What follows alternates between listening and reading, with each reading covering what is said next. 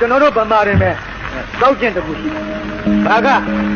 ဒါလည်းပဲကျွန်တော်တို့ဂျုံပြစ်ခဲ့ရတဲ့အတွက်ဖြစ်တာဖြစ်ခြင်းဖြစ်မယ်ဒါလည်းဆိုတော့ကျွန်တော်ဂျပန်ကစ်တုံးကလေတိုင်ပွဲမတိမ်ပဲ့မဲ့သွားတဲ့အခါလေတိုင်ပွဲကြီးခဲ့လေတွေတဲလိုက်တာတင်းတင်လိုက်တဲ့အခါမဲ့နိုင်တဲ့အသင်းကပန်းတိုင်မရောက်သေးဘူးရှေ့ကိုနည်းနည်းရောက်တဲ့ဆိုရင်မဲ့တက်ထောင်ကြွားတာတက်ထောင်တကား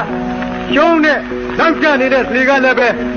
ပန်းတိုင်မရောက်သေးဘူးဟုတ်လားကြိုးစားတဲ့ဆိုရင်ကြိုးစားနိုင်သေးတယ်မကြိုးစားခြင်းတော့ဘူးကျုံးမှာပါပဲကွာဆိုခြေပြစ်လက်ပြစ်လို့တဲမခတ်ချင်တော့ဒါပါလဲဆိုရင်တကယ်အဲ့ဒီထူထောင်တဲ့နေရာမဲ့လွတ်လပ်တဲ့လူမျိုးနဲ့ထိုက်တန်တဲ့စိတ်ဓာတ်မျိုးမဟုတ်အဲ့ဒီစိတ်ဓာတ်မျိုးကဂျုံဖြစ်တဲ့စိတ်ဓာတ်မျိုးဂျုံပြစ်မဲ့စိတ်ဓာတ်မျိုးဒီစိတ်ဓာတ်မျိုးရှိနေသမျှကာလပတ်လုံးကျုပ်တို့ဗမာတွေဂျုံပြစ်နေပါပဲလွတ်လပ်ရေးရရင်လည်းပဲညံ့ပြန်ဂျုံပြစ်မှာပဲဟုတ်လား